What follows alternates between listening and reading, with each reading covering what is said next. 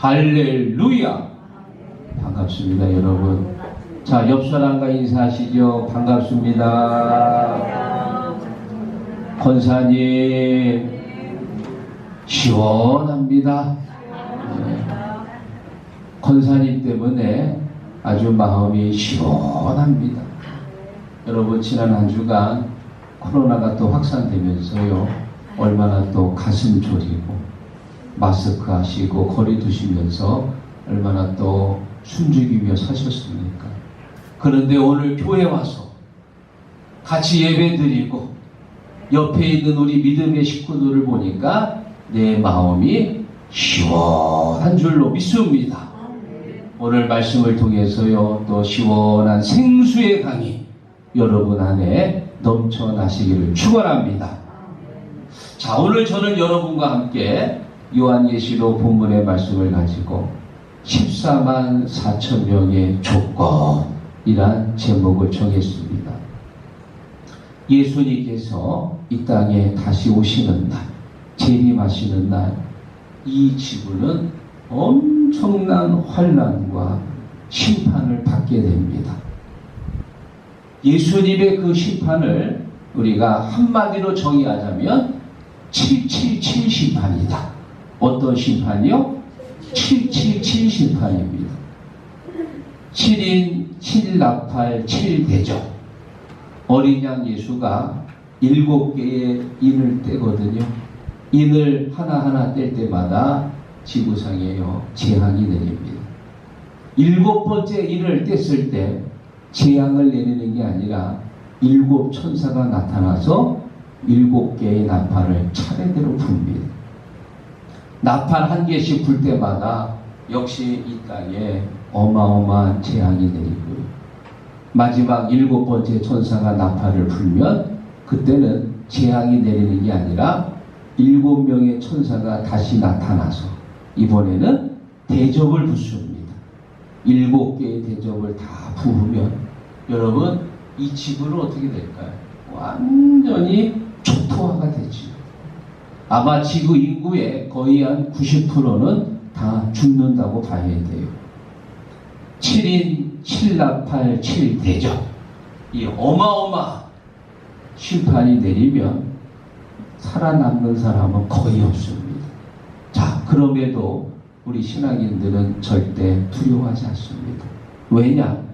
애굽의 10가지 재앙이 내릴 때 하나님께서 고센 땅에 있는 이스라엘 백성들을 안전하게 보호하셨듯이 7인 7나팔 7대접 엄청난 재앙이 내릴지라도 하나님께서는 택하신 자들을 철저하게 지켜주신다. 할렐루야. 자, 이 14만 4천 명은요, 6번째 인을 떼었을 때 그때 이 14만 4천 명이 등장합니다. 14만 4천 명은 도대체 누굴까? 이단들은 서로 자기들이라고 막 우기는데요, 정서학자들이 연구하기를, 자, 14만 4천 명은 구약을 대표하는 12지파 곱하기, 신약을 대표하는 예수님의 12제자 곱하기, 그리고 천국을 상징하는 천년왕국 곱하면 총 14만 4천 명이 나옵니다. 그러면 그 외에는 한 명도 구원 못 받는 거냐? 그건 아니고요. 우리가 성경을 읽을 때 늘 조심해야 될 게 있습니다. 성경에 나온 숫자에 너무 집착하면 안 됩니다. 성경에 나온 숫자들은 상징적인 숫자가 많이 있습니다. 예수님께서 오병이어로 5,000명을 먹였잖아요. 그러면 그 5,000명이 하나, 둘, 셋, 넷, 다섯, 여섯부터 해가지고 5,000명까지 딱 셌냐? 그건 아닙니다. 그만큼 많이 모였다는 상징적인 의미 있듯이 이 14만 4천 명이라고 하는 숫자는 하나님께서 마지막 시대에 하나님이 쓰시는 일꾼이다. 사랑하는 여러분, 오늘 여기 모인 우리들이 마지막 시대에 하나님이 쓰시는 14만 4천 명 되기를 주의 이름으로 축원합니다. 자, 그렇다면 우리가 14만 4천 명이 되려면 14만 4천 명의 조건이 뭐냐? 오늘 본문에 나온 말씀을 가지고 세 가지로 나눌 때 오늘도 여러분에게 큰 은혜가 되실 줄로 믿습니다. 자, 14만 4천 명의 조건 첫 번째, 여자로 더불어 더럽히지 않아야 한다. 자, 4절 읽어봅니다. 이 사람들은 아멘. 여자와 더불어 더럽히지 않는다. 여기서 말하는 여자는요, 세상을 의미합니다. 요한계시록에는요, 이 여자를 음녀라고도 말합니다. 세상 물질, 권세, 명예 여기에 빠지지 않고 끝까지 자기 입을 믿음을 지킨 사람들, 이 사람들이 바로 14만 4천 명에 들 수 있는 사람들이에요. 사랑하는 여러분, 이 코로나 가운데도요, 우리의 믿음이 흔들리지 않고 끝까지 믿음 위에 굳게 서시기를 주의 이름으로 축원합니다. 사람마다 유독 약한 부분들이 있어요. 성경에 보면 이 삼손이라는 사람은요, 유독 여자에 약했습니다. 여자 때문에 술 마시고, 여자 때문에 싸우고, 여자 때문에 머리 깎이고, 나중에는 눈까지 뽑히고. 그래서 나온 노래 있잖아요. 여자, 여자, 여자. 믿거나 말거나. 유독 이 정욕에 약해가지고 하나님이 쓰시는 귀한 일꾼이었는데 결국은 참 끔찍한 최후를 맞이하게 됩니다. 그런가 하면 이 사울왕은 이 정욕에서는 굉장히 깨끗한 사람이었습니다. 그런데 세상, 명예, 권세 여기에 너무 약했어요. 자기가 왕으로 있는데 사위가 왕이 된다고 하니까 자기 사위를 죽이겠다고 10년이나 쫓아다닌 사람입니다. 자기의 명예 때문에 하나님의 말씀도 어기고 불순종하며 살았던 사람입니다. 이 사울왕은요, 자기의 명예, 권세에 유독 약했던 사람입니다. 그런가 하면 예수님의 제자였던 가룟 유다, 이 사람은 물질에 약했습니다. 예수님의 회계사가 돼가지고요, 예수님한테 들어오는 그 후원비를 잘 관리하고, 또 예수님이 활동할 때 숙식비, 또 이런 여러 가지 활동비들을 지출하다가 돈에 욕심이 생겨가지고 야금야금 주머니를 찼어요. 그래 나중에는 돈 때문에 예수님을 버린 그런 제자로 남게 됩니다. 그래 여러분, 사람마다요 다 약점이 있습니다. 세상이 악하기 때문이에요. 여러분은 과연 어디에 약합니까? 내가 어디에 약한지를 깨닫고, 그리고 절대 믿음이 흔들리지 않고 끝까지 주님 앞에 서 있기를 주의 이름으로 축원합니다. 우리가 지난 한평생 살면서 아마 여러분 느끼실 거예요. 세상이 간교합니다. 음흉하고 그리고 아주 집요합니다. 눈으로 보기에 얼마나 먹음직한지. 마치 하와가 선악과를 먹을 때 어땠습니까? 보함직하고 먹음직하고 지혜롭게 할 만큼 탐스럽다고 했거든요. 먹지 않고서는 견딜 수 없을 만큼 굉장히 매혹적이었어요. 그런데 그 속에 이런 갈고리가 하나 있었어요. 선악과를 먹고는 그 갈고리에 탁 하고 걸린 거예요. 그래서 우리가 세상을 살면서 지혜가 필요해요. 예수님께서 제자들을 파송하실 때요, 마태복음 10장 16절에 이렇게 말씀합니다. 뱀같이 지혜롭고 비둘기같이 순결해라. 우리의 마음은요 늘 순결한 마음을 가져야 되고, 세상에 살 때는요 지혜가 필요해요. 왜냐?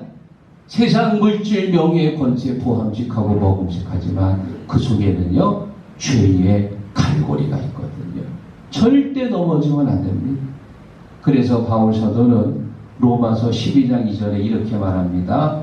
너희는 이 세대를 본받지 말고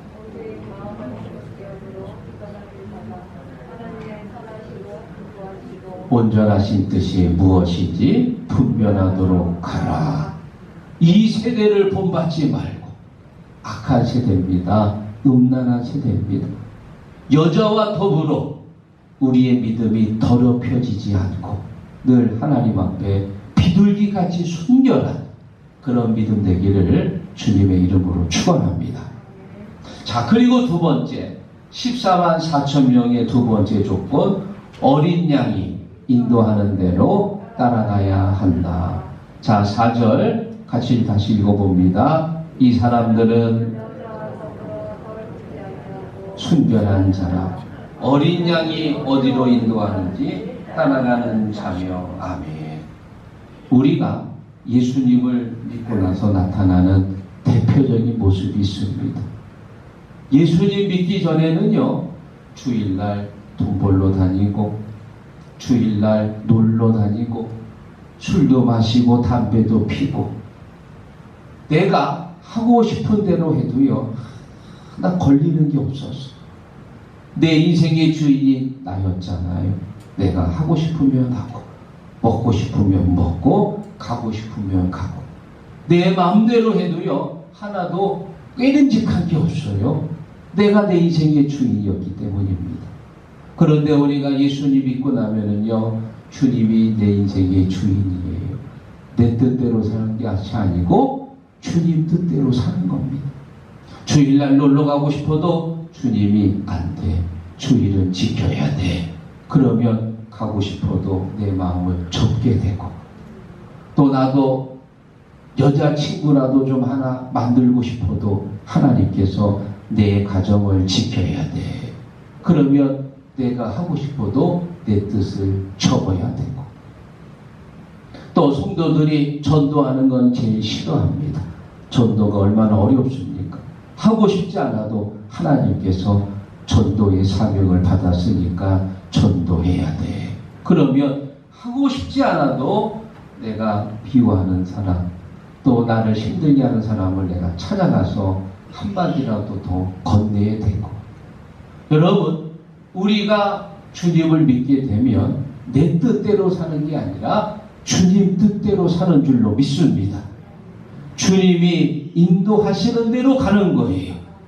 내가 가고 싶은 대로 가는 게 아니라 성령께서 나를 인도하시는 대로 가야만이 14만 4천 명의 조건에 드는 줄로 믿습니다. 자, 그렇다면 성령이 인도하시는 대로 가면 모든 게 다 잘 될까요?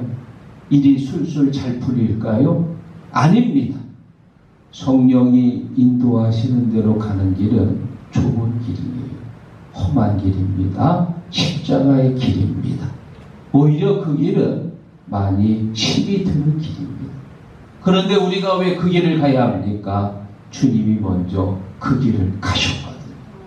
주님이 먼저 그 십자가의 길을 가셨고, 그 다음에 우리를 그 길로 인도하시는 것. 그래서 우리가 그 어렵고 힘든 고난의 길을 가지만 그 길에 축복이 있고, 그 길에 능력이 있고, 그 길에 소망이 있고, 그 길이 천국으로 가는 길이고, 그리고 그 길 끝에 우리 주님이 우리를 연방겨 주실 줄로 믿습니다. 어디든지 예수 나를 이끌며, 어디든지 예수 함께 가려네. 어디든지 주님이 가는 길이 어디라도 주님이 인도하시는 대로 가시기를 축원합니다. 바울 사도가 2차 전도 여행을 시작하는데요, 아주 이상한 일을 당합니다. 자, 여기 보면은 바울의 2차 전도 여행이 나오는데요, 자, 출발은 이제 늘 안디옥 교회에서 출발합니다. 안디옥 교회에서 출발하는데 동쪽입니다. 그리고 서쪽으로 가면서요, 1차 때 세웠던 교회들을 다 이제 다니면서 점검합니다. 주로 터키, 이제 중부 중심에 있거든요. 그리고 나서 바울이 이번에는 남쪽으로 내려가겠다 하고 이제 아시아 쪽으로 길을 잡았는데, 사도행전 16장 6절에 보면 예수의 영이 허락하지 않는지라. 여러분, 내가 전도하러 가는데 성령께서 나를 막으시는 거예요. 전도를 못하게 막는 겁니다. 야, 이상하다. 전도는 하나님의 명령인데 왜 막으실까? 그래서 결국 내려가지 못하고 계속 이제 서쪽으로 갑니다. 그래서 이번에는 북쪽 비두니아 방향으로 방향을 잡았습니다. 그랬더니 사도행전 16장 7절에 예수의 영이 막은지라. 전도를 하겠다고 가는데 성령께서 막으시는 거예요. 야, 그것이 하나다. 그래 결국은 북으로도 못 가고요. 계속 서쪽으로 가다가 서쪽 끝, 지금의 터키지요. 서쪽 끝 드로아, 이 트로이라고 하는 곳에 도착합니다. 더 이상은 못 가요. 바다가 있기 때문에 맨 서쪽 끝에 도착한 거예요. 이상하지요. 왜 성령께서 나를 막으시나? 그날 밤 환상을 보는데요. 마게도냐 사람이요 서가지고 손짓을 하는 거예요. 일로 와서 우리를 도와주시오. 우리를 도와주시오. 그때 바울이 깨달았어. 성령께서 나를 마게도냐로 인도하시는구나. 이 마게도냐가 지금의 유럽입니다. 터키 트로이에서 배를 타고 건너가면, 지중해를 건너가면 거기 이제 유럽 땅이 시작이 되는데요. 바울의 이 2차 전도 여행으로 인해 유럽의 기독교 복음이 전파가 되고 찬란한 기독교 문화를 꽃피게 되었다. 할렐루야. 사랑하는 여러분, 지금 여러분이 하고 있는 일이 잘 되고 있습니까? 여러분이 계획이 착착착착 진행되고 있습니까? 그러면 그것이 하나님의 뜻인 줄로 믿습니다. 감사하시기를 바랍니다. 그런데 만약에 지금 이 바울처럼요, 하나님께서 내 길을 막으세요. 계획대로 안 됩니다. 자꾸 틀어집니다. 동쪽으로 가려고 해도 막으시고 서쪽도 막으시고 하나님이 막으신단 말이에요. 그러면 그것도 하나님의 뜻입니다. 하나님께서 다른 길을 열어주시려고 하는 하나님의 뜻이에요. 그래서 여러분 불평하고 원망하지 말고요. 길이 막힐 때, 내가 하는 계획들이 자꾸 꼬이고 안 될 때 기도하십시오. 하나님 내게 길을 보여주십시오. 어떤 길인지는 모르지만 주님이 인도하시는 대로, 내가 가고 싶은 대로 가는 게 아니에요. 성령이 인도하시는 대로 가시기를 주님의 이름으로 축원합니다. 자, 그리고 마지막 세 번째, 14만 4천 명의 조건 세 번째, 입에 거짓말이 없고 흠이 없어야 한다. 자, 5절 다 같이 읽어봅니다. 그 입에 거짓말이 없고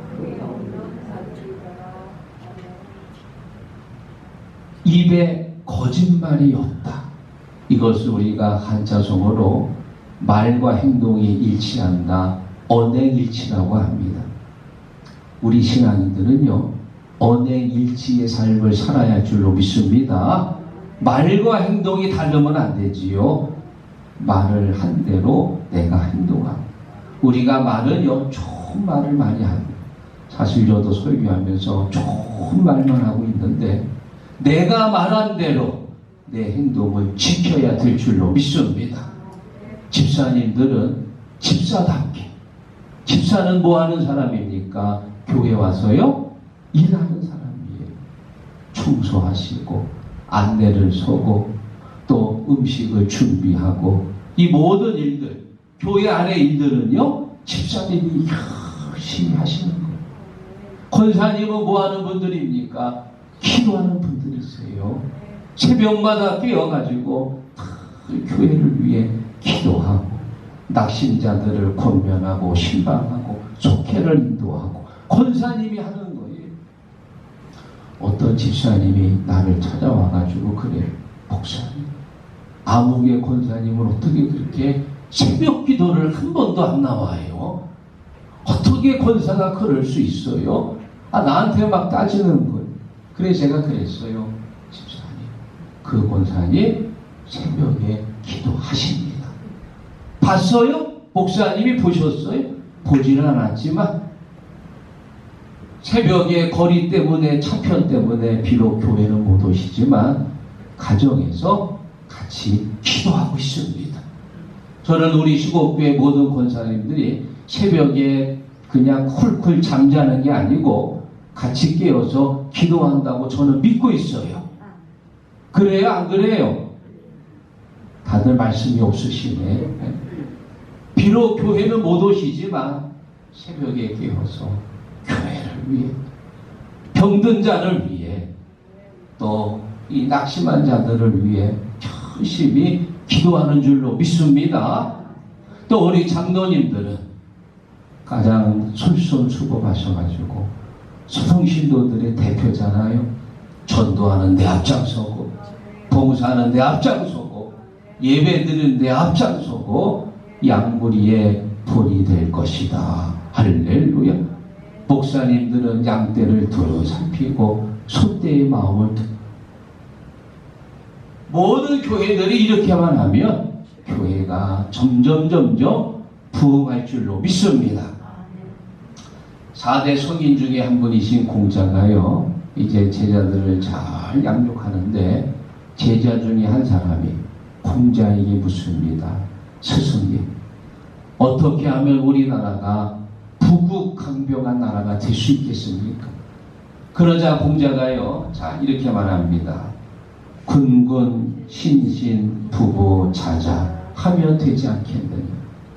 임금은 임금답게 백성들을 사랑하고, 신하는 신하답게 임금에게 충성을 다하고, 그리고 백성들을 잘 살피고, 부모는 부모답게 자녀들을 잘 키우고 가정을 잘 가꾸고, 자식은 자식답게 부모에게 효도를 다하며, 그러면 이 나라가 점점 부국강병한 나라가 되지 않겠느냐. 할렐루야. 쉬워요, 안 쉬워요? 쉽지요. 이렇게만 하면 됩니다. 안 돼서 문제지. 쉽단 말. 그러면 제가 여러분에게 다시 묻습니다.